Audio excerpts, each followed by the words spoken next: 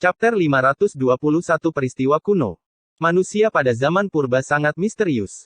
Jumlah mereka sedikit dan mereka jarang berinteraksi dengan ras lain. Namun, memang ada eksistensi yang tak terkalahkan di antara mereka. Monyet itu tampaknya telah tenggelam ke dalam ingatan kuno. Dia perlahan-lahan berbicara tentang peristiwa masa lalu di era kuno, menarik perhatian semua orang. Di antara makhluk-makhluk di era kuno, hanya mereka yang telah mencapai alam ekstrim yang bisa mengambil bentuk manusia. Wujud ini melambangkan ketak terkalahkan dan merupakan karakteristik khas para raja.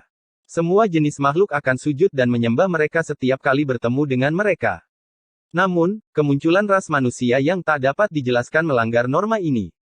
Mereka terlahir seperti ini, dan ini mengejutkan semua ras. Pada awalnya, ras-ras lain merasa takut setelah melihat begitu banyak makhluk humanoid. Kemudian, mereka menemukan bahwa ras ini sangat lemah dan secara bertahap merasa lega. Beberapa ras kuno sangat marah, berpikir bahwa ini adalah penghinaan terhadap raja-raja kuno. Mereka hampir memusnahkan seluruh umat manusia. Namun, tidak semua makhluk di zaman purba itu ganas dan jahat. Mereka bisa membedakan yang benar dan yang salah. Beberapa ras yang kuat muncul untuk melindungi umat manusia, dan hanya setelah itu mereka terus ada. Selama bertahun-tahun lamanya, bumi yang besar ini secara alami tidak dapat menghindari pertempuran yang tak terhitung jumlahnya. Semua jenis makhluk dapat ditarik ke dalamnya, dan umat manusia tidak terkecuali. Mereka sangat langka dan lemah, tetapi mereka memiliki ruang untuk tumbuh. Keberadaan tertinggi yang bisa bersaing dengan 9 transformasi ulat sutra ilahi telah muncul, mengejutkan semua ras di era kuno. Baru pada saat itulah umat manusia memiliki tempat di dunia. Mereka tidak lagi menjadi mangsa ras lain. Bisakah Anda lebih spesifik? Misalnya, teknik apa yang mereka miliki? Bagaimana mereka mengolahnya? Bagaimana mereka muncul? Wu Zongtian bertanya. Sebelum bencana besar, saya masih terlalu muda dan pengetahuan saya terbatas. Saya hanya tahu beberapa hal sederhana. Monyet itu menghela napas. Dia berasal dari ras kerajaan kuno, tetapi karena dia terlalu muda, pemahamannya tentang era itu sangat terbatas. Ketika bencana besar tiba, dia disegel secara misterius dan tidur selama jutaan tahun. Asal-usul ras manusia itu misterius. Mereka seharusnya datang dari alam luar. Monyet itu berbicara tentang beberapa peristiwa masa lalu yang dia ketahui. Teknik mereka sangat primitif, tapi kekuatan mereka luar biasa. Seni rahasia matahari sejati dapat meniru yang ekstrim dari langit dan bumi dan menciptakan dunia bawaan. Itu sangat kuat dan bisa dikatakan sangat menakutkan. Itu adalah seni suci kuno umat manusia. Seperti yang diharapkan, Li Heishui menghela nafas. Nyanyian matahari sejati adalah salah satu seni suci paling kuno dari umat manusia. Bahkan para kaisar kuno telah mempelajarinya sebelumnya dan menerima inspirasi darinya. Ketika mereka menciptakan kitab suci kuno, mereka perlu mendapatkan semua jenis seni dan teknik. Mantra Yin bulan sabit sejati meniru Yin yang ekstrim dari langit dan bumi. Ini adalah kebalikan dari mantra matahari sejati dan dapat dikatakan sebagai yang paling kuat dari Yin yang ekstrim. Ini juga merupakan seni suci manusia purba, dan bahkan sekarang, dianggap sebagai kitab suci kuno. Umat manusia sangat misterius, jumlahnya sangat sedikit. Siapa sangka setelah bertahun-tahun yang tak ada habisnya, mereka akan menjadi begitu makmur, menekan semua ras lain. Monyet itu menghela napas. Dia benar-benar tidak tahu banyak tentang zaman purba. Dia bahkan tidak tahu banyak tentang garis keturunan kera pertempuran suci. Dia hanya ingat bahwa ayahnya telah meninggal dan pamannya telah pergi ke gurun barat. Ye Fan dan yang lainnya berspekulasi bahwa bencana besar di zaman purba mungkin karena dunia telah berubah dan tidak lagi cocok untuk ditinggali oleh makhluk hidup. Jalur kultivasi telah terputus, itulah sebabnya terjadi kepunahan besar. Namun, setelah mendengar itu, monyet menggelengkan kepalanya dan berkata, ramalan kuno menjadi kenyataan. Saat itulah ras-ras purba mundur. Saat itu, monyet itu masih anak-anak. Tidak mungkin baginya untuk bersentuhan dengan rahasia tertinggi. Dia hanya tahu sedikit demi sedikit. Alasan mengapa dia bisa tumbuh seperti sekarang adalah karena dia telah terbangun sejak lama di dalam batu aneh, makam abadi. Dia telah berkultivasi selama bertahun-tahun dan hanya memiliki pencapaian seperti itu sekarang. Kemudian, dia dihabisi oleh Ye Fan. Ketika bangsawan primordial berkultivasi ke alam ekstrim dan mengambil bentuk manusia, mereka akan dihormati sebagai kaisar. Ini adalah pertama kalinya Ye Fan dan yang lainnya mendengarnya. Di masa lalu, mereka selalu disebut sebagai raja-raja purba. Sebelum kaisar kuno meninggal, mereka seperti dewa. Mereka dapat melihat masa lalu dan masa depan dan meninggalkan beberapa ramalan. Di kemudian hari, semua ramalan itu terbukti benar. Monyet itu tidak banyak bicara tentang hal ini. Dia tidak memahaminya dan tidak dapat menjelaskan kebenaran dari bencana besar di era primordial. Ye Fan dan yang lainnya merasa menyesal. Ini adalah misteri kuno. Bahkan fosil hidup ini tidak bisa memahaminya, jadi siapa lagi yang bisa mengetahuinya? Beberapa ras primordial disegel, dan beberapa seharusnya pergi ke alam luar. Monyet itu menggelengkan kepalanya dan tidak ingin mengatakan apa-apa lagi. Seharusnya ada. Ayahku adalah seorang kaisar yang tak terkalahkan. Sayang sekali ketika aku lahir, umurnya mengering dan dia meninggal tidak lama kemudian. Ketika monyet itu belum genap berusia 3 tahun, ayahnya, Kaisar Suci yang mengguncang era purba, meninggal. Selain warisan dari rasnya, dia tidak meninggalkan apapun untuknya. Namun, dia teringat kata-kata Kaisar kuno. Di era paling kuno, seharusnya ada makhluk abadi, tapi mereka tidak bisa dilihat di masa depan. Beberapa dari mereka melamun. Bahkan ayah monyet, seorang kaisar yang tak terkalahkan di era purba, mengatakan bahwa itu harus ditelusuri kembali ke era paling kuno. Periode seperti apa yang disebut, era paling kuno, itu? Apa yang telah terjadi di masa lalu? Peristiwa masa lalu seperti apa yang terjadi di sana? Tanah kuno terlarang, gunung abadi, reruntuhan dewa, tambang asal kuno, makam abadi, tempat-tempat ini. Ye Fan dan yang lainnya menyebutkan 7 zona terlarang yang besar. Tidak banyak zona terlarang di era purba. Seharusnya ada beberapa yang lebih sedikit. Monyet itu berkata, tanah kuno terlarang dan gunung abadi tidak pernah terdengar di era purba. Monyet itu berspekulasi bahwa itu seharusnya adalah zona terlarang yang menakutkan yang terbentuk di kemudian hari, sebanding dengan zona bahaya di masa lalu, atau bahkan melampauinya. Tambang asal kuno, itu adalah tanah suci tertinggi dari ras-ras purba. Di era kuno yang telah berlalu, hanya kaisar primordial yang tak tertandingi yang bisa masuk. Kaisar dari makhluk purba sangat sulit untuk dibentuk. Sama seperti kaisar manusia yang agung, tidak banyak sejak zaman kuno. Anggota ras kerajaan primordial yang hebat, begitu mereka berhasil, kekuatan mereka memang akan sangat kuat, tetapi mereka masih akan sedikit lebih lemah daripada kaisar. Sangat sulit untuk menjadi kaisar. Kamu tidak tahu apa yang ada di tambang asal kuno. Jiang Huairen terkejut. Di era kuno yang telah berlalu, hanya beberapa kaisar kuno dan penguasa dari beberapa ras kerajaan besar yang masuk. Monyet itu menyesal. Ras kera suci yang sedang bertarung kemungkinan besar hanya tersisa padamu.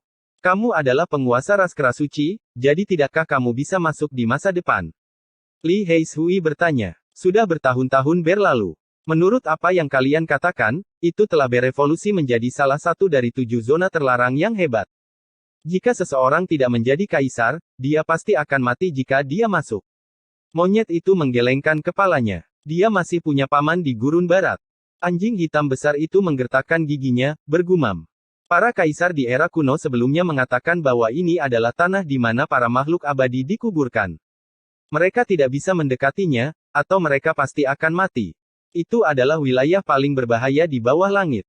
Sekarang, setelah bertahun-tahun berlalu, akhirnya ada sedikit kekuatan kehidupan di sana.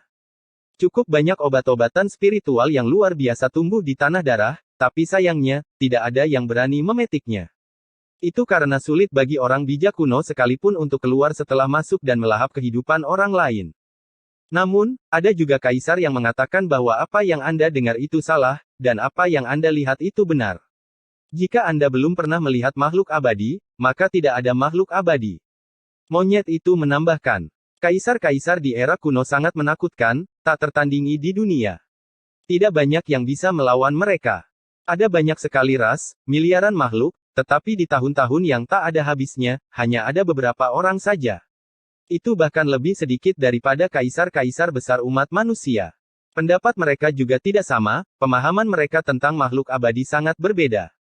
Reruntuhan dewa dikabarkan telah jatuh dari dunia lain. Kata-kata monyet itu mengejutkan semua orang. Sejarah reruntuhan dewa sangat kuno, dan tidak mungkin untuk melacaknya kembali. Bahkan kaisar paling kuno dari ras kuno tidak bisa menyimpulkan usianya. Reruntuhan dewa sangat kuno. Bahkan anjing hitam besar itu menghirup udara dingin. Di reruntuhan dewa, memang ada peninggalan sejarah yang mengejutkan seperti gerbang surga selatan dan istana surgawi. Mereka telah berdiri selama jutaan tahun tanpa mati, dan bukan sesuatu yang bisa dilestarikan oleh manusia. Mungkinkah ada alam surgawi yang luas dan misterius? Ye Fan mengerutkan kening. Di matanya, para pembudidaya di dunia ini sebanding dengan surgawi dalam legenda dan mitos. Jika ada dunia misterius lain, dia benar-benar tidak tahu orang seperti apa yang ada di sana. Namun, dia selalu curiga, dan tidak percaya bahwa Celestials benar-benar ada. Kaisar-kaisar besar di zaman kuno sudah berada pada batas kultivasi. Meskipun dia telah melihat 9 naga menarik peti mati, kemungkinan besar itu adalah naga banjir dari tingkat orang suci, dan bukan roh surgawi. Aku belum pernah mendengar tentang alam surgawi, tapi aku pernah mendengar ayahku yang sudah tua menyebutkan kata-kata, alam surgawi. Kata monyet itu perlahan. Umurnya sudah hampir habis, dan dia memiliki seorang putra di tahun-tahun terakhirnya. Di ranjang kematiannya, dia pernah berbicara tentang alam surgawi, mengatakan bahwa itu kemungkinan besar ada, tapi itu adalah penyesalannya, karena dia tidak bisa memasukinya saat dia masih hidup. Paman kecil saya mengatakan bahwa ayah saya lahir di waktu yang salah, jika tidak, dia akan memiliki sedikit kesempatan. Sayangnya, langit dan bumi mengalami perubahan besar, dan dia tidak memiliki takdir dengan alam surgawi, jadi dia tidak bisa meramalkannya. Ayah monyet itu hanya bisa menghela nafas pada akhirnya, merasa sangat kesepian, karena bahkan pada akhirnya, dia tidak bisa memverifikasi tebakannya sendiri. Kaisar kuno percaya bahwa reruntuhan dewa bukanlah milik dunia ini, dan seharusnya jatuh dari tempat yang misterius. Pendapat orang-orang ini diketahui oleh semua ras. Gerbang surgawi selatan dan istana surgawi tidak pernah dihancurkan sejak zaman kuno. Ada puluhan ribu garis cahaya keemasan di sana, dan ribuan helai aura keberuntungan memuntahkan kabut ungu. Anjing hitam besar bergumam pada dirinya sendiri, matanya sangat dalam. Apakah benar ada alam surgawi? Itu sangat tidak mungkin. Li Heishui dan yang lainnya mengerutkan kening. Itu jatuh dari dunia lain. Mungkinkah benar-benar ada Celestials? Wu Zongtian bergumam pada dirinya sendiri. Kakeknya sangat berpengetahuan luas, dan telah membuat banyak kesimpulan di masa lalu. Kakak, apa itu Celestials? Nan-nan kecil menarik sudut pakaian Ye Fan, dan bertanya dengan polos dengan ekspresi harapan. Ye Fan menepuk kepalanya, dan berkata, mereka adalah eksistensi ilusi dan tidak berwujud. Mungkin mereka belum pernah muncul sebelumnya, dan bahkan jika mereka muncul, mereka tidak akan ada di dunia ini. Oh, Nan-nan kecil mengangguk, tidak benar-benar mengerti.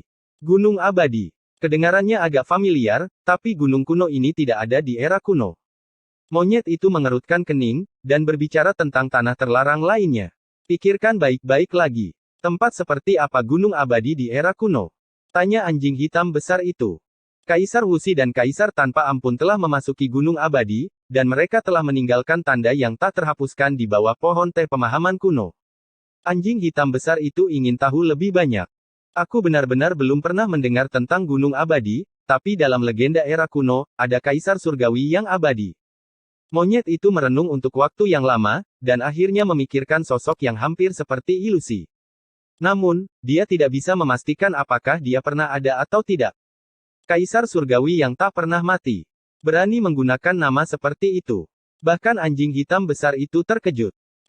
Chapter 522 Pertemuan. Kaisar surgawi abadi, legenda mengatakan bahwa dia hampir melampaui para dewa.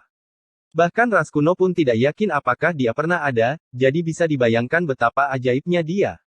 Apakah gunung abadi benar-benar sesuatu yang dia kembangkan? Ini tidak terlalu mungkin. Dia telah meninggal selama tahun-tahun kuno, jadi tidak mungkin dia bisa hidup sampai masa depan. Keabadian adalah ilusi, dan bahkan kaisar kuno pun tidak bisa hidup selamanya. Ada suatu masa ketika mereka meninggal dunia. Ayah tua monyet itu seperti ini. Setelah mengalami tahun-tahun yang tak ada habisnya, usianya sudah sangat tua, sangat menakutkan, namun dia tetap tidak bisa hidup selamanya. Taois yang tak pernah mati. Ye Fan memikirkan Taois abadi di tebing suci. Tebing itu terputus dari gunung abadi, dan kematian tubuh dewa penyempurna yang hebat mungkin terkait dengannya. Kemudian, dia ditekan oleh Kaisar Agung Wuxi dengan segel ilahi. Dari sini, tidak sulit untuk melihat betapa menakutkannya Taois abadi. Dia jelas merupakan eksistensi tak tertandingi yang dapat bersaing dengan kaisar-kaisar besar kuno. Jika tidak, tidak mungkin dia bisa memiliki pencapaian seperti itu. Kaisar surgawi yang tak pernah mati jelas bukan dia. Jika dia benar-benar ada, maka dia akan menjadi seorang ahli yang hampir melampaui para dewa. Monyet itu berkata. Setelah mendengar segala sesuatu tentang tebing suci, dia sampai pada kesimpulan ini. Kata-katanya penuh dengan pujian untuk Kaisar Surgawi yang abadi. Dia adalah dewa di hati ras kuno yang tak terhitung jumlahnya. Tidak ada seorang pun di langit di atas atau di bumi di bawah yang bisa mengalahkannya. Monyet itu berkata sambil menghela nafas. Ayahnya yang dulu adalah seorang kaisar kuno. Setelah mengalami tahun-tahun yang tak ada habisnya, dia mengintimidasi seluruh tahun-tahun kuno, namun dia masih mati di depannya, umurnya mengering.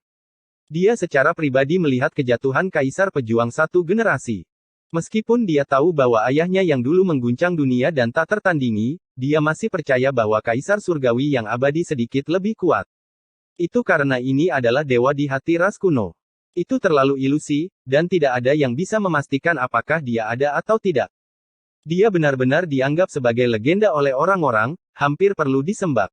Kemungkinan besar ada seseorang yang sangat menghormati Kaisar Surgawi abadi, dan itulah mengapa mereka menamai gunung abadi seperti ini. Keberadaan yang tinggal di sana mungkin memiliki sedikit hubungan dengannya, mungkin mendapatkan warisannya. Monyet itu berkata, sayang sekali, sayang sekali. Kaisar pertempuran, Kaisar Surgawi abadi, jenis-jenis eksistensi agung ini juga tidak bisa menjadi abadi, mati dalam perjalanan waktu. Bukankah itu sama untuk Kaisar kuno ras manusia? Pada akhirnya, bukankah mereka semua jatuh satu demi satu? Itu benar. Berapa banyak pahlawan yang telah berubah menjadi debu? Kaisar Agung Wuxi adalah yang terhebat sepanjang zaman. Dia berdiri dengan bangga di alam semesta, tetapi pada akhirnya, dia dikalahkan oleh waktu dan meninggal dalam meditasi di Gunung Ungu. Tidak peduli seberapa hebatnya para kaisar kuno dan kaisar agung, tidak ada satu pun dari mereka yang bisa bertahan. Hal ini sendiri merupakan kesedihan yang luar biasa. Keabadian adalah sesuatu yang didambakan oleh orang-orang, tetapi mereka tidak bisa menyentuhnya. Berapa banyak ras, berapa banyak tokoh tak tertandingi yang lahir sepanjang zaman, namun tak satu pun dari mereka yang mampu melepaskan belenggu takdir. Nan-nan kecil menarik sudut pakaian Ye Fan, mengangkat wajah kecilnya yang kekanak-kanakan, dan bertanya dengan lembut, kakak, apa itu dewa? Itu juga semacam keberadaan ilusi, seperti makhluk abadi. Mungkin itu adalah legenda yang berasal dari orang paling kuat di zaman kuno setelah dia didewakan, jawab Ye Fan. Mengapa kita tidak bisa memastikan apakah mereka ada? Bulu mata anak kecil itu bergetar. Hitam dan putih di matanya yang besar terlihat jelas dan sangat murni. Itu benar. Justru karena mereka tidak dapat dipahami dan diselimuti tabir misterius, maka ada berbagai macam legenda dan gelar semacam itu. Ye Fan menepuk kepalanya dan berkata, mungkin, makhluk abadi dan dewa diciptakan seperti ini. Teori tidak ada yang abadi. Mata monyet itu sedikit redup saat dia memikirkan ayahnya lagi. Kaisar pertarungan adalah salah satu eksistensi paling kuat sepanjang zaman. Dikatakan bahwa dia bersaing dengan langit untuk mendapatkan supremasi, menekan matahari dan bulan dengan tangannya, dan memetik bintang-bintang dengan jentikan jarinya. Namun, dia juga meninggal dengan penyesalan karena dia adalah seorang yang abadi. Para ahli yang tak tertandingi tidak menghormati yang abadi, tetapi pada akhirnya, tidak memiliki keyakinan juga merupakan semacam kesedihan. Ini adalah kata-kata terakhir ayah monyet. Di masa depan, Nan-nan kecil percaya bahwa kakak adalah dewa. Apakah itu berarti kakak akan berevolusi menjadi dewa sungguhan? Nan-nan kecil mengedipkan matanya yang besar dan berkata dengan nada aneh. Anjing hitam besar itu menggumamkan sesuatu. Tidak ada yang mendengarnya dengan jelas, tapi hati Ye Fan bergejolak. Nan-nan kecil adalah jiwa yang baru lahir. Latar belakang seperti apa yang dia miliki? Mereka mengajukan banyak pertanyaan kepada monyet itu. Sayangnya, dia masih terlalu muda saat itu, dan pemahamannya sangat terbatas. Dia bukan fosil hidup murni, jadi dia tidak bisa memberikan jawaban yang lebih banyak. Alam kuno terlarang. Monyet itu mengerutkan kening. Setelah mendengar beberapa dari mereka menggambarkan lokasi yang tepat, dia sepertinya memikirkan sesuatu. Daerah terlarang ini tidak ada di zaman purba. Itu telah berevolusi kemudian. Dia merenung untuk waktu yang lama sebelum berkata, jika saya tidak salah, manusia purba yang misterius muncul di sana. Di zaman primordial, alam kuno terlarang sangat misterius. Dikabarkan berhubungan dengan alam luar. Sangat mungkin itu terhubung ke bintang kekaisaran kuno Ziwei, dan ada jalan kuno yang tersembunyi di sana. Hati Ye Fan bergejolak. Memang ada altar 5 warna di bawah jurang kuno. Itu jelas merupakan jalan kuno di galaksi. Mungkinkah itu sudah ada begitu lama? Dunia akan menjadi kacau. Tanpa kekuatan yang kuat, kita tidak akan bisa membangun pijakan di masa depan. Raja-raja umat manusia akan muncul pada saat yang sama, dan Akademi Cendekiawan luar biasa akan dibuka kembali. Ras primordial akan kembali, dan roh ilahi juga akan muncul. Ini benar-benar dunia yang kacau, gumam anjing hitam besar itu. Mendengar dia mengatakan ini, beberapa dari mereka semua merasa tertekan. Di masa depan, dunia pasti akan dikuasai oleh yang kuat. Pembudidaya biasa kemungkinan besar tidak akan cukup. Jika semua ras itu muncul, entah seperti apa era yang berkembang nantinya. Pada saat itu, bahkan mungkin ada pertempuran yang mengejutkan antara kaisar dan penguasa. Sejak zaman kuno, tidak pernah ada dua kaisar agung yang lahir di era yang sama. Namun, kali ini sedikit misterius. Itu sudah terlalu lama. Di masa sekarang, bahkan satu orang suci pun telah muncul. Beberapa dari mereka mengobrol saat mereka berjalan maju, berjalan-jalan di tanah murni Danau Giok. Mereka tidak terburu-buru untuk kembali ke hutan bambu ungu tempat mereka tinggal. Danau Giok sangat luas, dan ada berbagai macam medan. Setelah melewati daerah perbukitan, mereka tiba di tepi sekelompok danau dengan pemandangan yang indah. Ada banyak danau di sini, dan danau-danau itu seperti cermin. Danau-danau itu berkilau dan memantulkan cahaya lembut. Setiap danau kecil jernih dan tembus cahaya, dan ada semua jenis ikan aneh dan binatang yang menguntungkan di dalam air. Di samping danau-danau itu, pemandangannya sangat indah. Pohon willow yang menangis seperti asap, pohon-pohon suci berkilauan, dan bunga-bunga segar bermekaran. Kelopak bunga berjatuhan seperti hujan, dan gelombang keharumannya menguar di udara. Ada banyak danau di sini, dan pemandangannya sangat indah.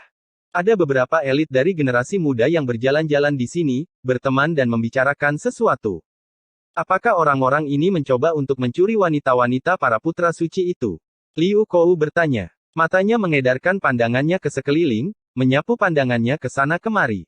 Jangan membuat masalah. Wu Zongtian mengingatkan. Mereka bukan apa-apa. Bagaimana mereka bisa seganas Little Ye? Demi fisik suci bawaan, dia membudidayakan Wuxi kedua, dan langsung membunuh Purple Mansion Sein. Dia sangat galak. Mereka hanya bermain-main. Mengapa segala sesuatu memiliki arti yang berbeda saat keluar dari mulutmu? Ye Fan memelototi mereka beberapa kali. Kami mengatakan yang sebenarnya. Kaisar Agung Wuxi sangat kuat. Sebelum menjadi Kaisar Dewa, dia menangkap senjata suci yang ekstrim dengan tangan kosong. Sejak zaman kuno, siapa yang bisa melakukan itu? Jiang Huairen berkata, jika ada kesempatan untuk mengembangkan keturunan seperti itu, kami akan merebut ibu anak itu bahkan jika kami harus. Kata Li Heishui, orang jahat, nama seperti Heishui. Kakekmu benar-benar berpandangan jauh ke depan. Dia sudah meramalkan temperamenmu, goda Ye Fan. Ye kecil, kami melakukan ini untuk kebaikanmu. Kaisar Agung kedua Wuxi, ini adalah kesempatan pertama yang bisa ditiru. Liu Kou berseru, F***CK. Anjing hitam besar itu sangat tidak senang mendengarnya, tetapi pada akhirnya, dia mengangguk, dan berkata, ini adalah kesempatan yang langka. Ini sangat layak dipertimbangkan. Jika fisik seperti itu muncul, saya akan berusaha sekuat tenaga dan mengirimnya ke Gunung Ungu. Di masa depan, dia akan bisa mengalahkan semua raja. Ada seorang pemuda di depan mereka. Seluruh tubuhnya dipenuhi dengan cahaya suci, dan setiap helai rambutnya berkilau. Itu adalah orang suci Yao Guang. Dia telah memukau semua rekan-rekannya di wilayah Tandus Timur, dan dia seperti matahari di langit. Di sampingnya, ada banyak murid wanita dari sekte besar, dan ada juga beberapa murid pria. Seperti bintang-bintang yang mengelilingi bulan, mereka mengelilinginya. Saudara Ye, orang suci Yao Guang menoleh. Kemudian, dia membelah kerumunan dan berjalan mendekat. Para wanita cantik dan beberapa pengikut pria itu semua tampak terkejut. Mereka semua adalah murid dari sekte terkenal, jadi mereka secara alami tahu semua yang telah dilakukan Ye Fan. Saat ini, dia adalah satu-satunya orang yang telah membunuh seorang suci secara berurutan. Dia memiliki kekuatan untuk menekan generasi muda di wilayah Tandus Timur. Saat ini, tidak ada lebih dari 5 orang yang bisa bersaing dengannya. Ketika orang-orang ini menghadapi Ye Fan, mereka semua sedikit gugup. Pemuda yang lembut dan tampan ini tampak tidak berbahaya, tapi dia jelas merupakan dewa pembunuh. Kudengar kau juga menjadi sasaran dinasti dewa pembunuh kuno. Kita telah menjadi saudara dalam kesulitan, kata Ye Fan sambil tersenyum. Aku benar-benar tidak tahu siapa yang menyewa mereka untuk membunuhku. Orang suci Yao Guang menggelengkan kepalanya. Senyuman di wajahnya tidak berkurang, dan seluruh tubuhnya memancarkan cahaya keemasan. Bukankah mereka gagal? Mereka benar-benar ingin menghancurkan reputasi mereka sendiri. Dinasti Dewa Pembunuh kuno hanya biasa-biasa saja, kata Ye Fan. Tingkat kultivasi saudara Ye tidak terduga.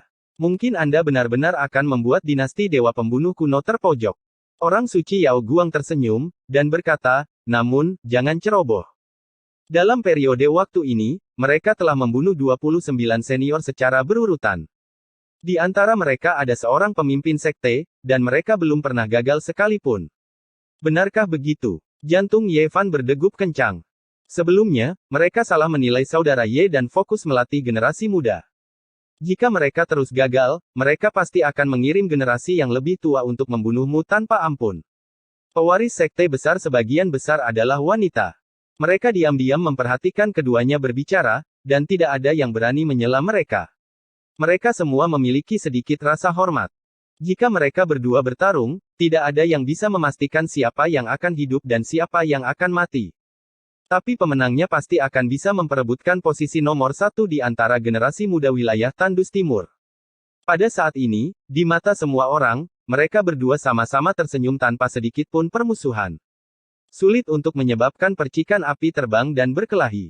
Saudara Ye, orang suci Superian, Xiang Yifei, berjalan mendekat dengan senyuman di wajahnya. Di sampingnya adalah Sein Daoyi dan beberapa pewaris dari sekte teratas. Niat membunuh muncul di hati Ye Fan. Malam itu, Xiang Yifei benar-benar muncul dan ingin menyerang, tetapi pada akhirnya, dia tidak memasuki matriks pembunuhan Wuxi. Dia membenci orang semacam ini yang merupakan pria terhormat di depan umum tetapi jahat di belakangnya.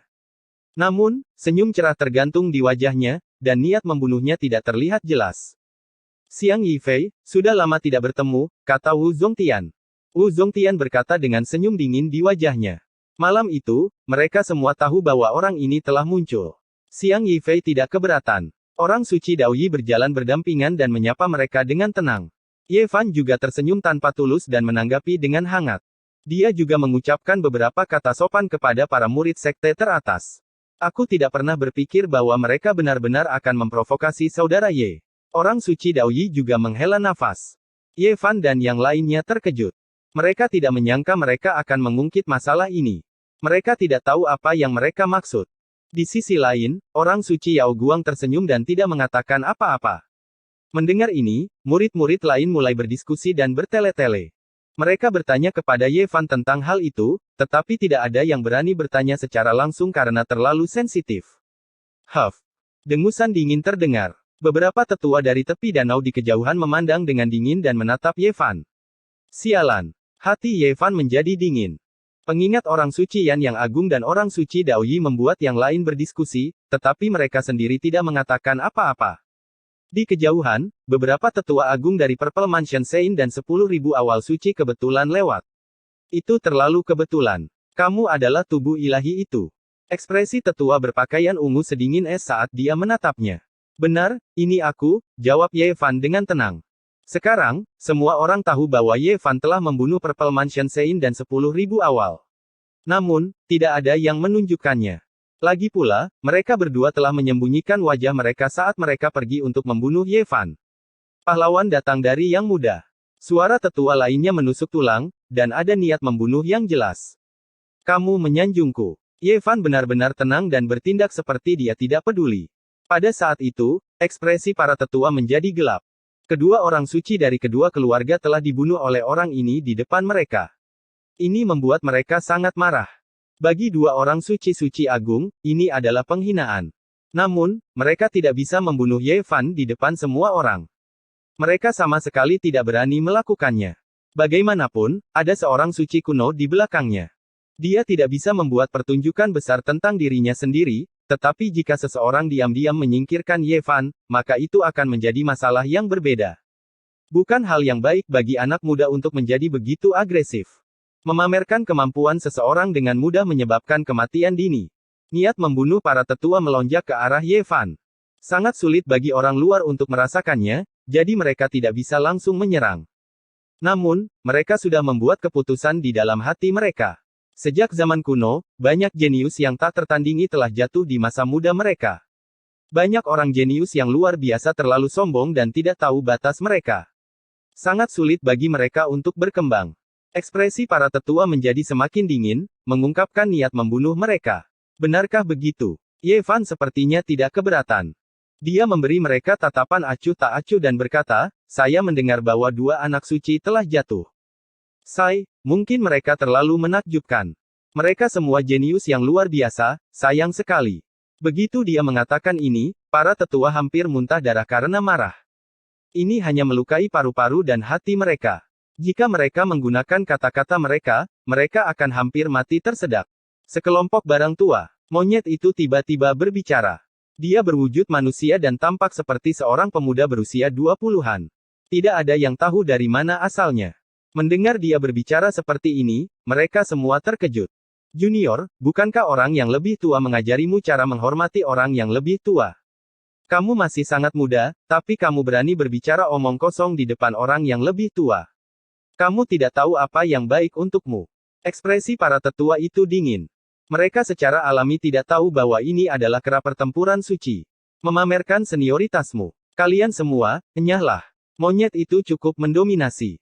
Matanya menatap tajam saat dia memarahi para tetua di depan semua orang. Chapter 523 Festival Persik. Kamu, di usia yang begitu muda, kamu tidak menghormati orang yang lebih tua. Beraninya kamu berbicara seperti ini kepada kami.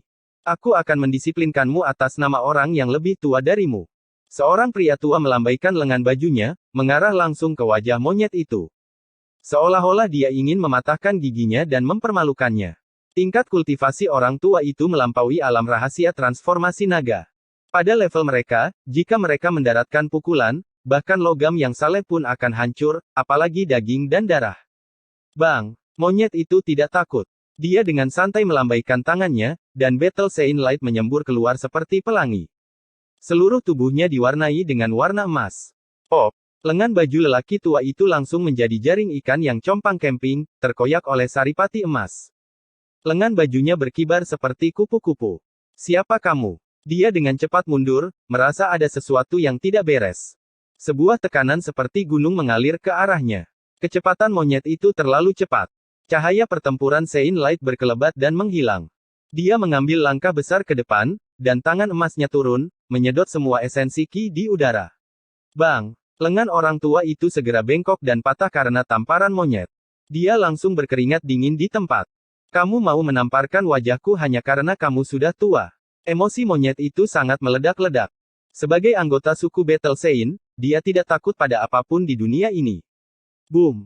Dia mengirim orang tua itu terbang dengan sebuah tamparan, dan kemudian menamparkan lagi, langsung menghantam orang tua itu ke tanah seperti pancang. Kau pikir kau bisa memberiku pelajaran? Bahkan jika orang suci kuno hidup kembali, dia tidak memiliki kualifikasi. Monyet itu sangat marah. Latar belakangnya terlalu mengejutkan, dan dia memang memiliki kepercayaan diri untuk mengatakan kata-kata seperti itu. Ayahnya adalah kaisar suci pertempuran dari era primordial, memandang rendah dunia dengan jijik. Di masa lalu, bahkan ayah yang begitu kuat tidak pernah berbicara kepadanya seperti ini. Dia secara alami tidak senang dengan kata-kata sombong dari orang tua Istana Zi. Kamu benar-benar berpikir kamu adalah reinkarnasi dari seorang kaisar kuno. Kamu benar-benar ingin mendisiplinkan orang tua ini. Kamu benar-benar lelah hidup. Li Heishui menggerutu. Junior, kamu. Orang tua yang terhempas ke tanah juga sangat marah. Dia mulai meronta dengan keras. Pa, hentikan. Beberapa tetua di samping melangkah maju dan menyerang monyet itu pada saat yang sama. Listrik dingin menyembur dari mata emas monyet itu. Dia tidak peduli sama sekali. Dia mengayunkan tangannya dan menamparkan orang tua itu lebih dari 10 kali. Orang tua yang telah jatuh ke tanah memuntahkan banyak darah dan berada dalam kondisi yang menyedihkan. Bas! Kekosongan itu bergetar. Beberapa tetua sangat marah, tangan-tangan besar menutupi langit, ingin menekannya, mereka semua memaksanya. Bang! Bang! Monyet itu secepat kilat, beradu pukulan telapak tangan dengan masing-masing dari mereka. Pertempuran cahaya suci menyembur keluar, menerangi danau di sekitarnya dengan cara yang gemilang. Buk buk buk buk. Semua orang mundur bersama saat lengan mereka lemas. Mereka tidak bisa menghentikan monyet itu bahkan jika mereka bergabung. Mereka semua terluka. Siapa sebenarnya kamu? Mereka tahu bahwa ini jelas merupakan eksistensi yang menakutkan, dan kemungkinan dia bahkan lebih kuat dari guru suci. Bagaimanapun, mereka bukanlah tetua tertinggi biasa. Mereka sudah setengah langkah lebih kuat, namun mereka tidak bisa melawan sama sekali. Jika orang ini ingin membunuh mereka, itu tidak akan membutuhkan banyak usaha. Aku tidak ingin membunuh siapapun di Danau Jade. Kalian semua, enyahlah. Mata emas monyet itu terbuka, kuat dan mendominasi. Di sekitarnya, semua orang suci, dan keturunan dari sekte tertinggi semuanya keluh. Siapakah tuan ini? Dia bahkan berani mencaci maki setengah langkah maha kuasa seperti ini. Sungguh menakutkan, dia bahkan bisa menekan setengah langkah maha kuasa dengan mengangkat tangannya. Kapan dewa seperti itu muncul? Dia tidak lebih lemah dari seorang guru suci puncak, dan dia tidak terlihat sangat tua. Pada saat ini, belum lagi Xiang Yifei, bahkan Santo Al-Qaid mengungkapkan ekspresi aneh. Dia menatap kerasuci pertempuran dengan serius. Adapun yang lain, mereka semua tergerak. Semua orang merasa gelisah. Monyet itu terlihat seumuran dengan mereka, namun dia memiliki kehebatan bertarung. Ini agak menakutkan. Kamu. Beberapa tetua sangat marah sampai-sampai tubuh mereka gemetar. Bagaimana denganku? Cepatlah dan menghilang. Jika kalian berani berbicara padaku seperti orang yang lebih tua lagi, aku akan menghajar kalian semua dengan tongkat. Monyet itu menyapu pandangannya ke arah mereka. Seorang pemuda yang tampaknya berusia tidak lebih dari 20 tahun bersikap sombong dan meremehkan, memandang rendah generasi yang lebih tua. Tidak diketahui sudah berapa tahun sejak pemandangan seperti itu terjadi. Kamu masih berani memiliki niat membunuh. Monyet itu berbeda dari orang biasa. Indera spiritualnya sangat tajam. Tanpa berkata apa-apa lagi, dia menamparkan lagi. Beberapa tetua ingin melawan, tapi mereka semua terlempar. Banyak bagian dari tulang mereka yang patah, dan mereka terlempar ratusan meter seperti orang-orangan sawah. Beberapa dari mereka hampir jatuh ke danau. Mereka mendarat dengan mengenaskan dan mengeluarkan banyak sekali darah. Wajah mereka pucat pasi, dan pada saat yang sama, mereka menunjukkan ekspresi keheranan. Kakak monyet, kamu cukup kuat. Jiang Huairen menyeringai, dan dia hampir tertawa terbahak-bahak. Di sekitarnya, yang lain sangat menghormati. Menghadapi ahli seperti itu, tidak ada yang berani mendekat. Pertempuran suku suci. Di kejauhan, di samping danau, seorang gadis berpakaian ungu berkata dengan lembut. Tidak ada yang mendengarnya. Dia secantik langit dan bumi, dan cahaya ungu mengelilingi tubuhnya. Embrio Dao Xiantian. Li Heishui berseru dengan suara rendah. Kakak ipar, yang kedua adalah Ibu Wuxi. Liu Kou bahkan lebih langsung. Di sekitarnya, semua orang terdiam. Mereka semua telah mendengar desas-desus tentang embrio Dao Xiantian, tetapi mereka tidak berpikir bahwa orang-orang ini akan benar-benar memiliki pemikiran seperti itu. Semua orang memandang Ye Fan dengan ekspresi aneh. Saintes rumah ungu sehalus peri. Dia berbalik dan pergi, seolah-olah dia tidak ingin bertemu dengan mereka. Pakaiannya berkibar tertiup angin, dan dia tampak transenden. Saudara ini, putra suci Grand Yan, Xiang Yifei, berbicara. Dia merasa tidak nyaman di dalam hatinya. Dia tidak menyangka akan ada ahli seperti itu di samping Ye Fan. Sein Sandaoyi juga memperhatikan. Dia sangat ingin tahu siapa monyet itu. Dia bertukar pandang dengan Sein Son of Grand Yan, dan kemudian dia juga pergi untuk bertanya tentang monyet itu. Monyet itu tidak suka mengganggu mereka, dan ini membuat sekelompok orang itu merasa bosan. Mereka bubar dengan sedih. Ye Fan merasakan niat membunuh yang dingin melintas. Indera keilahiannya sangat kuat, dan dia bisa merasakan sumbernya dengan tajam. Saintes dari segala awal. Di kejauhan, seorang wanita berjalan dengan anggun. Punggungnya indah dan bergerak. Di sampingnya adalah Yao Xi. Dia seperti peri dari sebuah lukisan, dengan mata yang cerah dan gigi yang putih. Rambut hitamnya mencapai pinggangnya, dan dia sangat cerdas. Orang-orang di sekitarnya merasa ngeri. Sekarang dia dikenal sebagai pembunuh putra suci, mungkinkah dia ingin memulai pembantaian? 5 hari kemudian, pertemuan Danau Giok dimulai. Tanah suci itu ramai dengan kebisingan dan kegembiraan.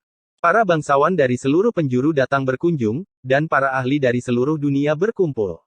Pertemuan Danau Giok juga dikenal sebagai pesta buah persik. Pertemuan ini diadakan setiap 500 tahun sekali, dan para ahli yang biasa datang untuk berpartisipasi.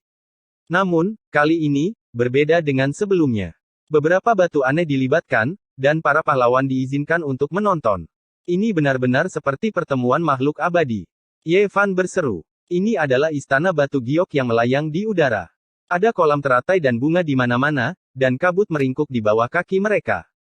Seolah-olah mereka berada di alam surga. Orang-orang tiba di atas awan satu demi satu, dan semuanya memiliki latar belakang yang luar biasa. Seolah-olah mereka adalah makhluk abadi yang menghadiri pertemuan.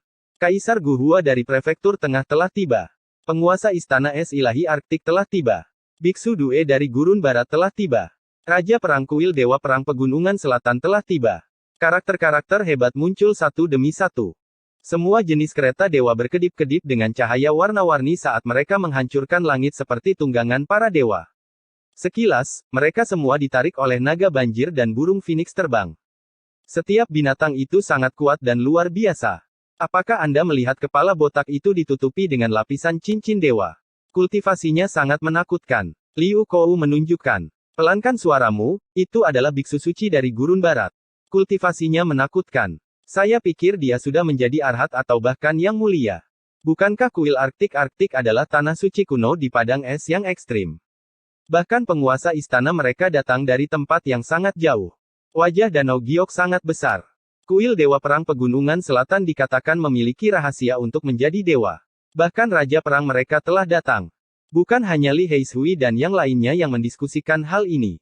Karakter-karakter hebat muncul satu demi satu dari seluruh dunia, dan bahkan ada banyak orang yang eksentrik. Di sini, musik surgawi diputar dan semua jenis burung dan binatang spiritual muncul. Di atas awan putih, ada banyak istana. Bunga-bunga aneh bermekaran dan rumput giok menutupi tanah. Kabut abadi melonjak, tetapi hanya setinggi lutut. Banyak burung bangau dan burung phoenix menari di udara sementara kera panjang umur membawa buah persik dan menuangkan anggur. Saudara Ye. Tawa yang jelas terdengar dari tempat yang tidak jauh. Seorang pria dengan pakaian perang emas berjalan dengan langkah besar.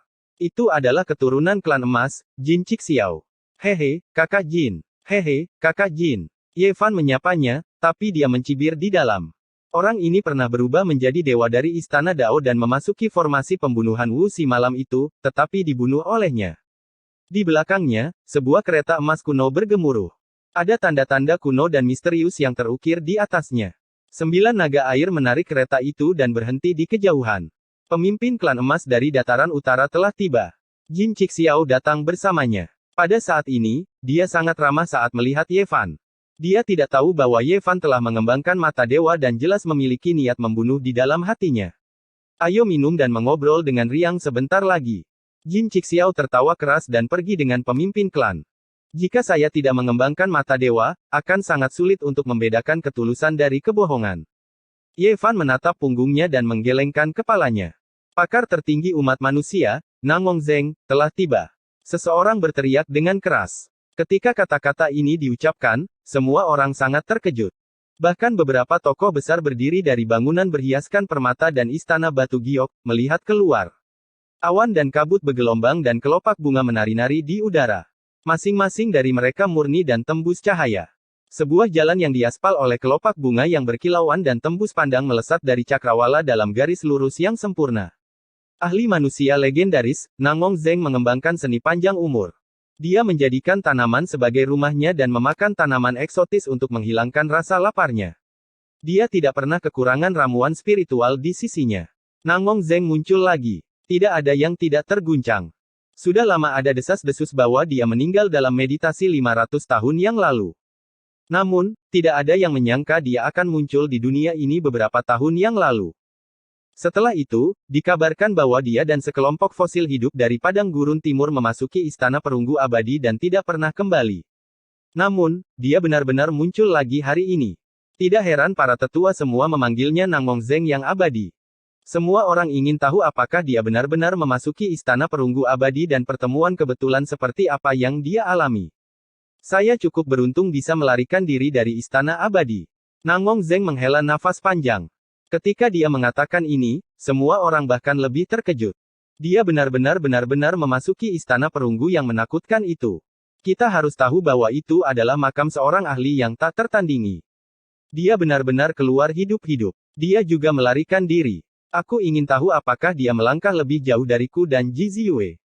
Ye Fan tercengang. Niat membunuh karakter abadi menembus masa lalu dan sekarang. Ada langit dan bumi di dalam misteri itu, darah seorang kaisar agung kuno. Kata-kata Nangong Zeng ditransmisikan. Hati Ye Fan bergetar. Pihak lain pasti berjalan ke kedalaman istana perunggu abadi dan melihat karakter abadi yang diukir oleh darah orang suci yang abadi. Mungkinkah dia berjalan di balik gerbang misterius? Chapter 524 Rahasia Istana Perunggu Abadi. Istana Perunggu Abadi adalah makam seorang raja yang tak tertandingi. Siapa yang tahu berapa banyak pahlawan yang telah dimakamkan di sana? Setiap kali muncul, itu akan melahap kehidupan sekelompok ahli yang tak tertandingi. Sejak zaman kuno, tempat itu selalu menjadi tempat misterius yang tidak dapat dipahami oleh siapapun. Kembalinya Nangong Zeng secara alami menyebabkan kegemparan besar. Generasi yang lebih tua memperhatikannya dengan seksama dan berbagai bangsawan juga maju ke depan. Istana Surgawi menjadi gempar. Semuanya, saya akan memberitahu Anda semua yang saya tahu. Tidak perlu terlalu cemas. Nangong Zeng tersenyum dan berjalan ke Istana Surgawi. Dia duduk di belakang meja batu giok dan minum secangkir anggur. Semuanya, tidak perlu seperti ini. Karena saudara Nangong telah kembali, apakah menurut Anda dia tidak tahu apa yang terjadi? Rambut Ibu Suri dari barat yang berawan ditarik ke atas dengan jepit rambut 9 burung phoenix di dalamnya. Dia bermartabat, suci, cantik, dan anggun. Keributan menghilang dan semua orang kembali ke tempat duduk mereka. Sebagian besar orang di Istana Surgawi ini adalah penguasa suatu wilayah atau orang jenius dengan status yang luar biasa. Musik abadi terdengar saat para wanita cantik di kolam giok mulai menari. Pakaian mereka berkibar-kibar tertiup angin seperti peri. Awan putih melingkar di bawah kaki mereka seolah-olah mereka berada di Istana Bulan. Di luar istana, burung-burung phoenix membumbung tinggi di angkasa, indah seperti pelangi. Burung-burung spiritual memegang ganoderma di mulut mereka saat udara yang baik turun. Kera-kera panjang umur menawarkan buah persik, memenuhi udara dengan keharuman. Di depan aula batu giok, ganoderma dan anggrek ada di mana-mana. Tanaman eksotis menyemburkan asap, ikan dan naga melompat-lompat di kolam teratai. Awannya berwarna kemerahan, dan emas melimpah. Ye Fan cukup beruntung berada di dasar Istana Surgawi. Hanya para dewa yang diizinkan untuk duduk di Istana Surgawi. Dia diundang ke sini sebagai orang yang luar biasa, dan kolam giok memperlakukannya dengan sangat sopan. Di seluruh aula, hanya dia dan monyet yang masih sangat muda. Yang lainnya berusia ribuan tahun. Sebagian besar dari mereka memiliki rambut putih yang jatuh ke bahu dan mata yang telah mengalami perubahan kehidupan. Jika dijumlahkan dengan usia beberapa orang, usia mereka hampir mencapai 10.000 tahun. Dapat dikatakan bahwa semua orang di sini memiliki latar belakang yang mengerikan. Bahkan yang terlemah di antara mereka adalah kultivator nomor 1 di 1000 negara. Banyak orang mengungkapkan ekspresi aneh ketika mereka melihat Ye Fan. Dia telah membunuh orang-orang suci secara berurutan, dan bahkan berbagai penguasa khawatir dan memperhatikannya. Orang-orang tahu bahwa dia memenuhi syarat untuk duduk di sini karena dia adalah penerus guru Tao Yuan. Kolam giok akan memintanya untuk menyegel Raja Batu. Garis keturunan Raja Yuan dan beberapa fosil yang masih hidup dari keluarga teknik kejadian kuno semuanya telah mengembangkan mata ilahi atau mata surgawi, yang merupakan seni ilahi yang harus mereka pelajari. Hanya mereka yang tahu asal-usul monyet itu. Ye Fan duduk dan ingin mendengarkan Nangong Zeng berbicara tentang misteri Istana Perunggu Abadi, tetapi dia tidak pernah menyangka bahwa itu akan terungkap. Segera, mereka akan minum dan membicarakannya. Dia mundur. Tidak ada yang perlu dibicarakan dengan orang-orang ini. Jauh lebih baik untuk minum dan mendentingkan cangkir dengan Li Heisui dan yang lainnya. Monyet itu juga mengikuti mereka keluar.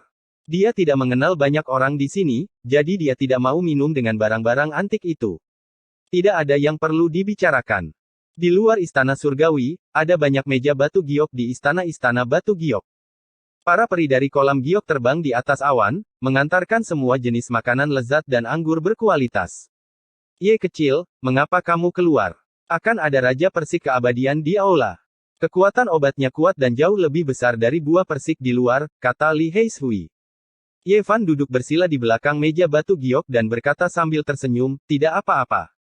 Aku akan masuk nanti dan membawakan beberapa untukmu. Nan-nan kecil duduk di sebelah Ye Fan dan dengan patuh duduk bersila. Pada akhirnya, dia menemukan bahwa dia hampir tenggelam oleh awan. Dia masih terlalu muda dan segera mengerutkan hidung kecilnya yang halus.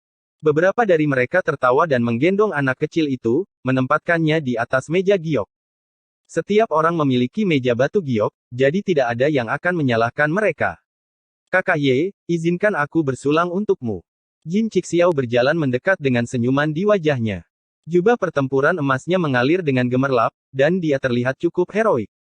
Ye Fan mendentingkan cangkir bersamanya dan meminumnya dalam satu tegukan.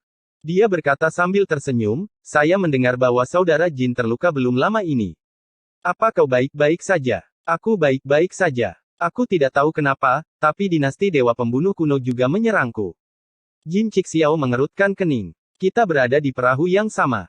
Yao Guangxin San berdiri dan berjalan mendekat dengan cangkir giok. Mereka berdiri bersama dan secara alami menarik banyak perhatian. Para pahlawan Eastern Wastelen lainnya melihat ke atas pada saat yang sama, memperhatikan dengan seksama. Kamu adalah keturunan dari garis keturunan Raja Emas. Begitu dia mengatakan ini, semua orang menoleh. Banyak orang tahu bahwa klan emas di dataran utara adalah ras abadi, tapi hanya sedikit yang akan menyebutkannya karena topik ini terlalu sensitif. Tanpa diduga, monyet itu tidak hanya menunjukkannya, tetapi juga melihat masalah warisan garis keturunan. Jin Cixiao menunjukkan ekspresi aneh, tapi dia tidak mengatakan apa-apa. Dia mengangkat cangkirnya dan meminum anggurnya. Kau! Gagak api berteriak panjang dan menarik seberkas cahaya hitam di kejauhan. Cahaya itu tiba dalam sekejap mata seperti sambaran petir hitam, dan seorang Taois tua yang mengenakan jubah berbulu muncul. Itu adalah Taois Gagak. Dia masih hidup. Banyak tetua yang terkejut. Jantung Ye Fan juga melonjak. Dia telah melihat iblis tua yang tak tertandingi ini di tingkat ke-8 domain api. Dia telah menghancurkan setumpuk logam dewa dan membunuh karakter utama klan Ji hanya dengan beberapa pukulan. Ini adalah raksasa dari ras iblis, karakter dari generasi yang sama dengan Taois Naga Merah. Dia telah hidup selama lebih dari 3.000 tahun dan setengah generasi lebih tua dari semua Sein Master. Mereka yang mengenalinya semua merasa merinding di tulang belakang mereka dan dengan cepat menyingkir. Iblis tua ini tidak muncul di dunia selama lebih dari 1.000 tahun, tapi namanya yang ganas tidak dilupakan. Tetua tertinggi kolam giok menyambutnya dan dengan sopan mengundangnya ke istana surgawi, tidak berani lalai.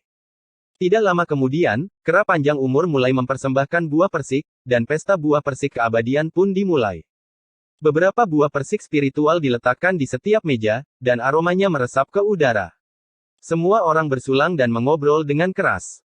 Ras kekaisaran abadi akan segera datang ke dunia, dan para murid dari Tanah Suci telah lama mendengar tentang hal itu. Mereka semua mendiskusikannya. Jiang Huairen dan Li Heishui menyeret Ye Fan dan bersikeras untuk bersulang. Mereka sengaja pergi ke orang suci dan orang suci.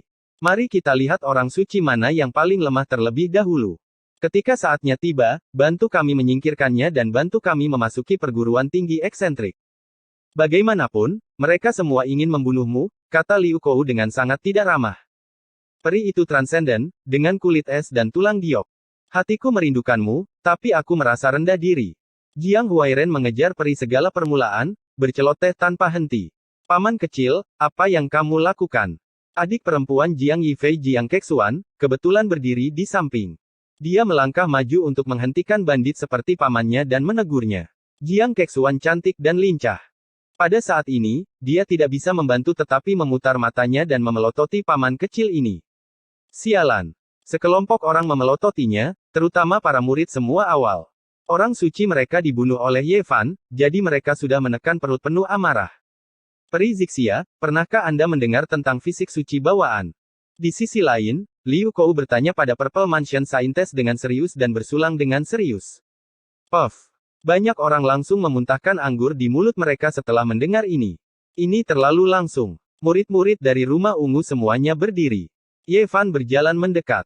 Dia tidak sengaja melepaskan auranya, tapi ada tekanan tak berbentuk yang membuat jantung semua orang berdebar. Mereka semua diam-diam mundur. Sekarang setelah fisik orang suci terbentuk, dia sudah memiliki kekuatan untuk mengintimidasi teman-temannya. Kecuali beberapa orang, generasi muda wilayah Tandus Timur tidak bisa bersaing dengannya. Tiba-tiba, ada keributan tidak jauh dari sana. Banyak orang berlari menuju gerbang istana surgawi. Semua orang suci dan orang suci bergegas.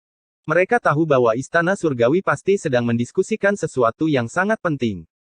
Mereka tidak memiliki hak untuk masuk, tapi mereka bisa mendengarkan di pintu gerbang. Ye Fan dan monyet itu bisa masuk, jadi mereka terbang. Mereka tidak ingin melewatkannya. Saya melihat sisa-sisa banyak ahli yang tak tertandingi di istana perunggu. Nangong Zeng mulai menceritakan pengalamannya. Dia dan banyak fosil hidup yang tidak memiliki banyak umur yang tersisa memasuki istana perunggu abadi. Bisa dikatakan bahwa itu adalah jalan keluar yang sempit. Selain dia, semua orang telah mati di dalam. Apa yang dikatakan Nangong Zeng hampir sama dengan apa yang dialami Ye Fan. Namun, mereka telah mengandalkan kekuatan mutlak untuk berjuang masuk. Mereka tidak seperti Ye Fan, yang mengandalkan kekuatan blok perunggu hijau untuk bertahan hidup. Kelompok Nangong Zeng berdarah di setiap langkahnya. Sinar pedang yang kacau melesat keluar dari dalam dan membunuh hampir setengah dari mereka. Gerbang Yin yang juga telah melahap sejumlah besar barang antik. Karakter abadi meneteskan darah. Itu diukir di era primordial dan belum mengering bahkan sampai sekarang. Itu memancarkan niat membunuh kuno. Suara Nangong Zeng terdengar suram saat dia berbicara perlahan. Kelompok fosil hidup bergandengan tangan dan berjalan selangkah lebih jauh dari kelompok Ye Fan. Mereka benar-benar memasuki dunia di dalam gerbang misterius. Ye Fan merasa ngeri. Dia dalam hati bersukacita karena dia tidak menyentuh darah abadi yang menakutkan saat itu.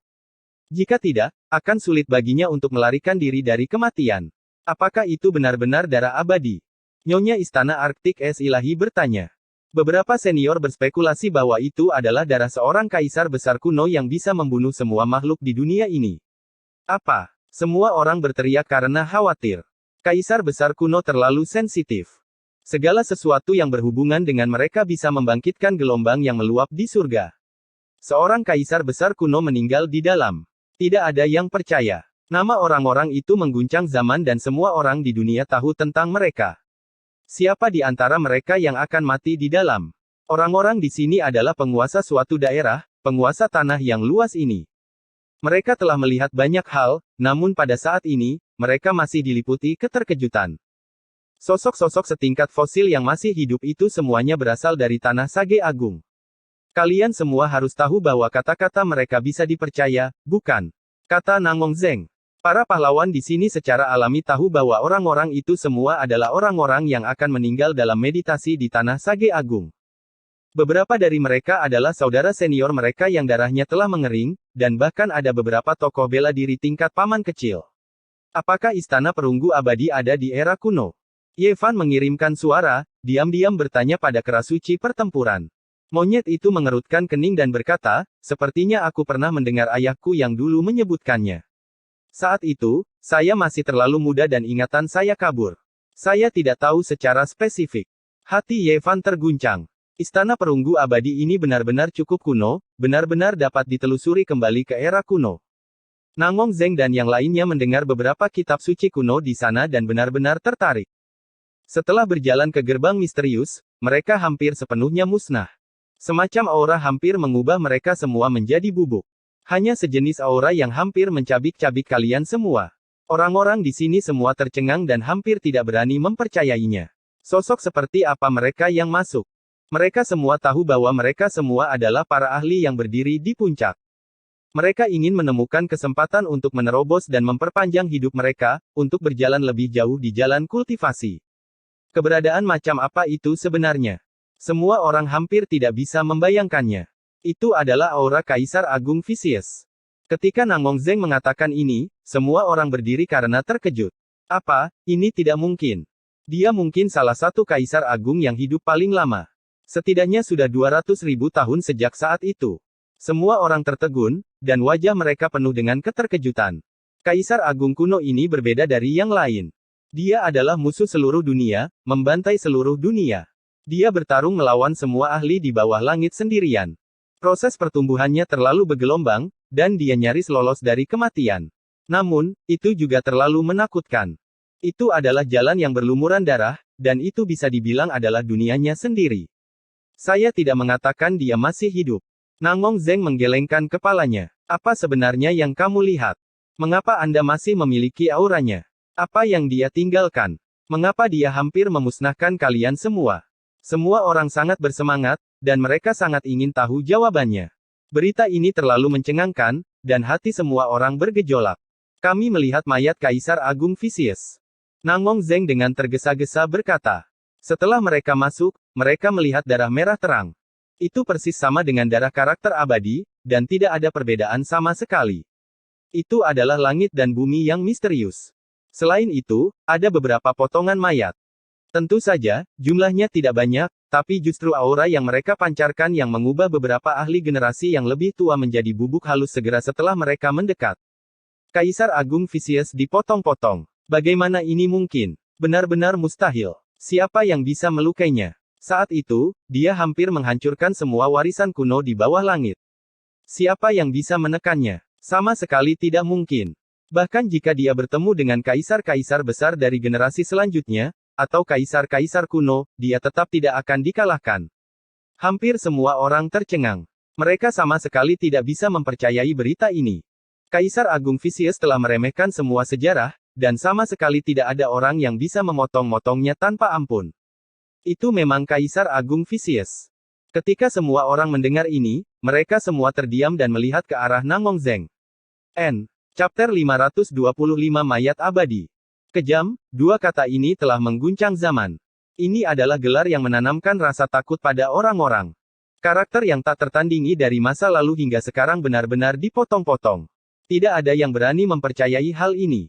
Betapa menakutkannya keberadaan itu.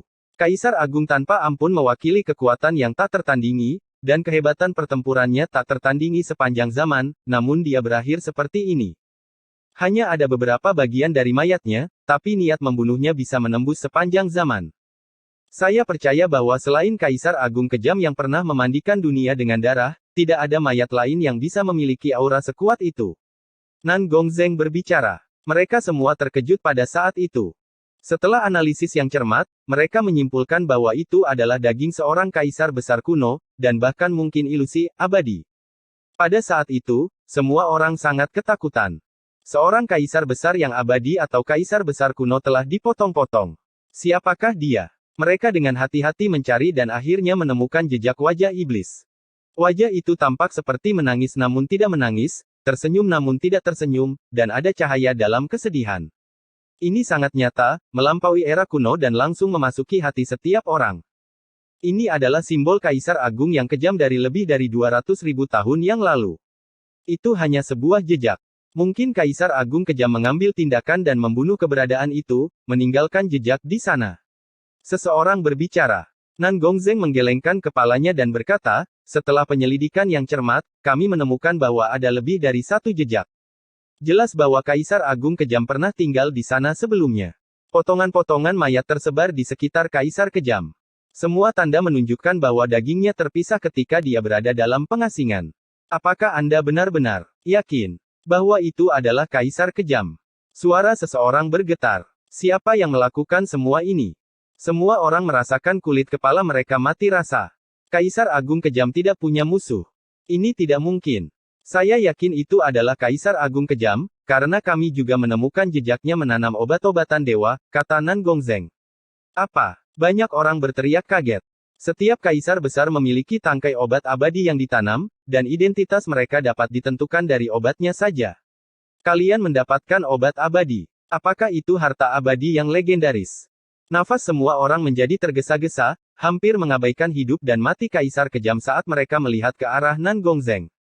Kaisar-kaisar agung kuno telah meninggal dunia, tetapi obat abadi yang mereka tanam masih hidup di dunia ini.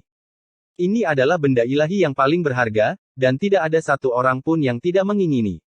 Bertahun-tahun telah berlalu, dan Raja Kejam telah meninggal dunia. Bagaimana mungkin obat abadi miliknya masih ada di sana? Itu sudah terbang jauh. Nangong Zeng menggelengkan kepalanya dan menghancurkan fantasi semua orang. Mereka hanya bisa melihat lubang di mana ramuan dewa abadi telah berakar, dan jejak auranya tertinggal, tapi tidak ada yang lain. Raja Vicious yang berdaulat telah dipotong-potong. Bahkan ramuan abadi yang dia tanam telah dikonfirmasi, jadi itu pasti dia. Tidak ada satu orang pun yang tidak terkejut, dan tidak ada satu orang pun yang tidak merasa ngeri. Keterkejutan tergambar jelas di wajah mereka. Ini seperti cerita fantasi yang membuat mereka tidak percaya. Seorang yang kejam yang mengejutkan di masa lalu dan sekarang menemui ajalnya begitu saja.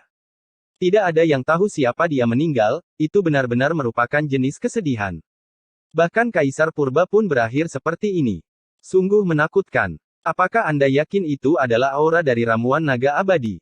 Beberapa orang tidak begitu mempercayainya dan mengkonfirmasikannya lagi. Ya, Nangong Zeng mengangguk. Ramuan suci Raja Kejam adalah sesuatu yang dia dapatkan dari 7 zona terlarang besar. Itu mirip dengan ramuan Dewa Phoenix abadi milik Kaisar Agung Wuxi. Mereka adalah yang paling berharga. Ye Fan terkejut. Itu adalah ramuan naga abadi yang dulunya milik Raja Vicious. Dia melongo dan menurunkan rahangnya. Karena dia pernah melihat obat suci itu di masa lalu, dan itu ada di wilayah utara sekarang. Xian, Pangbo, dan Tu Fei telah pergi jauh ke dataran es. Mereka telah bertemu di sarang 10.000 naga. Pada saat itu, ramuan naga abadi sedang tidur, dan Xian hampir menangkapnya. Aku tidak percaya aku mengalami pertemuan seperti itu dengan Raja Vicious. Aku hampir mendapatkan ramuan abadi miliknya. Ye Fan menghela nafas dengan emosional. Tiba-tiba, dia teringat semua yang ada di sarang 10.000 naga. Selain blok asal ilahi yang berharga, dia telah melihat peti mati kuno mengambang. Kaisar Agung Wuxi pernah berada di sana. Ada altar pengorbanan 5 warna kuno di sana. Namun, dia tidak memilih sarang 10.000 naga. Sebaliknya, dia pergi ke Gunung Ungu dan tidak menyentuh apapun di sana. Ye Fan bergidik. Dia tidak terus memikirkannya, kembali ke dunia nyata.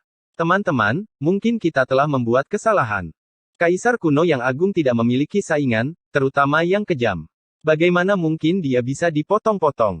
Nan Gongzheng berkata, jangan lupakan pengalaman si kejam itu. Setelah dia membuktikan daunnya, dia menciptakan teknik surga abadi di tahun-tahun terakhirnya. Nan Gongzheng memandang Saint Sovereigns dan berkata, sebenarnya, untuk memecahkan misteri ini, kalian hanya perlu mengatakan yang sebenarnya. Semua orang terkejut. Mereka mengikuti arah pandangannya dan menemukan bahwa mereka semua memiliki latar belakang yang besar. Mereka berasal dari tanah suci terkuat di wilayah Tandus Timur. Keluarga Jiang, Kolam Giok, keluarga Ji, dan keluarga Al-Qaid, 4 keluarga Sage Agung, semuanya memiliki senjata suci. Bahkan jika warisan kuno lainnya dihancurkan, mereka bisa melindungi diri mereka sendiri. 3 dari keluarga mereka memiliki prajurit yang telah membuktikan dao mereka dan menjadi Kaisar Agung. Mereka dianggap memiliki warisan yang paling dalam dan tak terukur. Orang-orang tidak tahu apa yang ditinggalkan oleh ketiga Kaisar kuno Agung untuk mereka. Aku bukan satu-satunya yang keluar dari Istana Perunggu Abadi dalam keadaan hidup. Seseorang telah melakukannya sejak lama. Nan Gongzheng berkata perlahan. Tiba-tiba, orang-orang teringat akan sebuah legenda.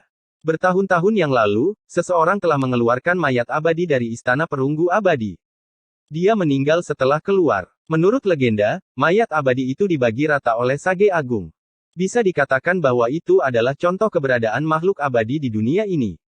Namun, semua orang bijak menyangkalnya. Mereka semua mengatakan bahwa mereka tidak pernah melihat mayat abadi dan semuanya hanya rumor. Sudah entah berapa puluh ribu tahun. Saint Sovereigns, bisakah Anda memberitahu kami sekarang? Nan Gongzheng berkata, itu benar. Tanah suci Anda telah memperoleh manfaat yang cukup dan telah mencernanya. Bukan masalah besar untuk mengatakannya sekarang. Sudah waktunya untuk mengungkapkan kebenaran. Semua orang angkat bicara, meminta kebenaran diungkapkan. Itu adalah contoh dari berhubungan dengan makhluk abadi. Meskipun Sage Agung menyangkalnya, semua orang tahu bahwa mereka telah mendapatkan mayat abadi. Itu adalah sesuatu yang terjadi 70.000 tahun yang lalu. Karena sesama pengikut Tao ingin tahu, sebaiknya kita katakan saja, kata Ibu Suri Barat dari Danau Giok. Pada awalnya, kami benar-benar memperlakukannya sebagai mayat abadi, tetapi kemudian, kami menemukan bahwa kami mungkin salah. Kata Tuan Suci Klan Ji. Saat itu, ada 6 Great Sage yang membagi mayat abadi. Selain keempat klan ini, ada juga klan angin tertua di tanah reruntuhan timur, serta tanah suci Giok Surgawi yang telah dihancurkan 6.000 tahun yang lalu. Pembudidaya itu menekan tanah sisa timur 70.000 tahun yang lalu. Beberapa orang mengatakan bahwa dia telah menjadi eksistensi yang sebanding dengan orang suci kuno.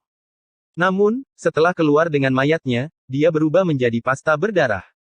Sekarang setelah saya pikirkan, itu seharusnya adalah mayat seorang Kaisar Agung.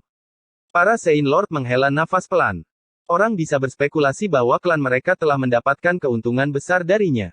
Mayat seorang Kaisar Agung bisa disempurnakan menjadi senjata suci yang ekstrim.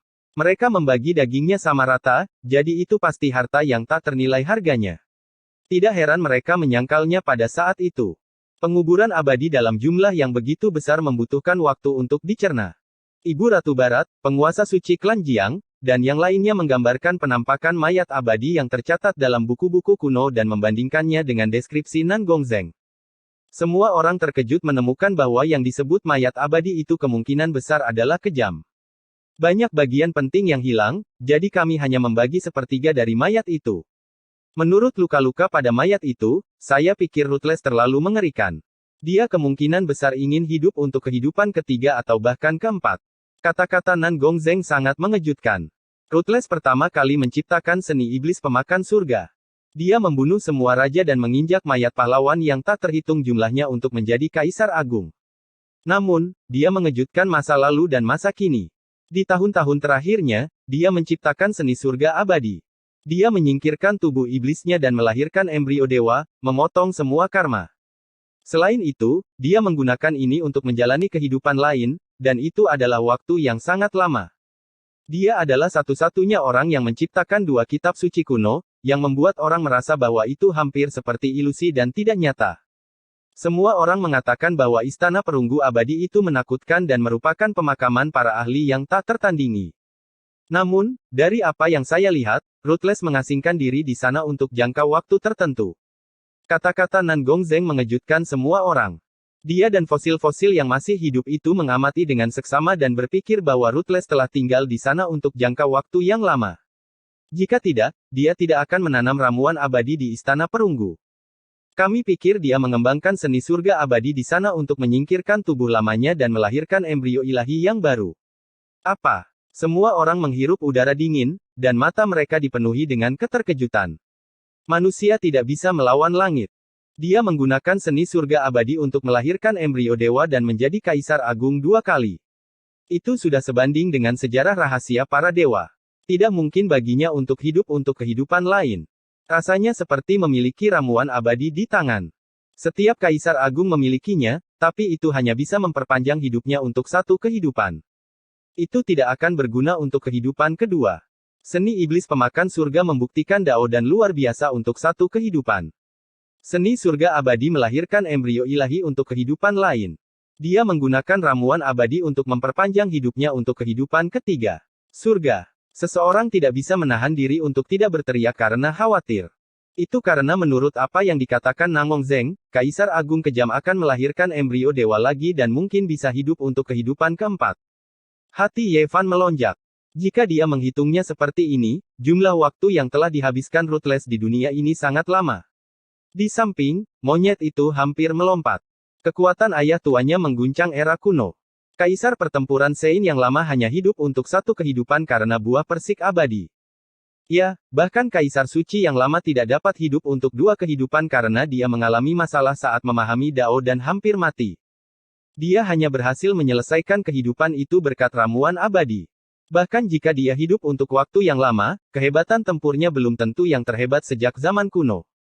Monyet itu menghibur dirinya sendiri.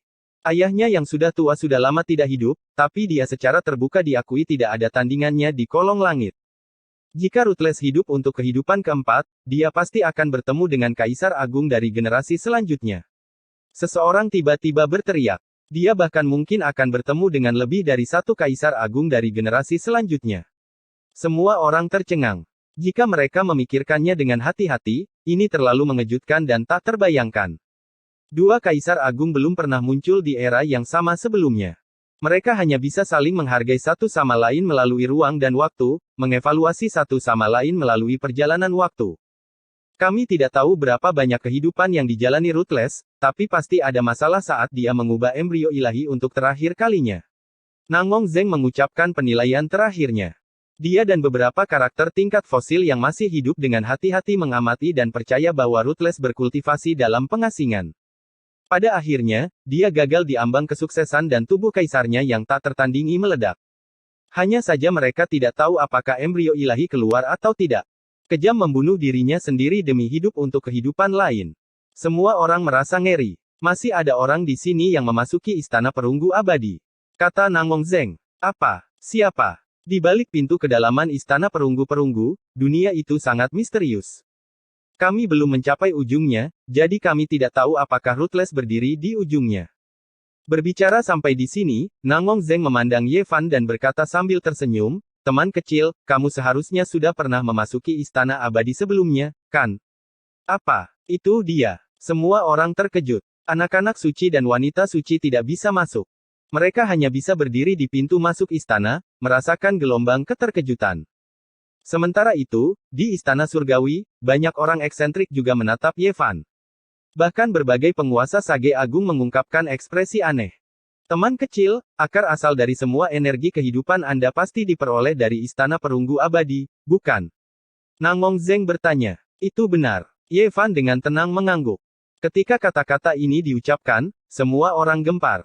Mereka tidak menyangka dia benar-benar mendapatkan benda suci yang eksklusif untuk Kaisar Agung dari Istana Perunggu Abadi. Teman kecil, tahukah Anda bahwa Anda telah membentuk karma besar dengan Ruthless? Akar asal dari semua energi kehidupan ditemukan olehnya. N.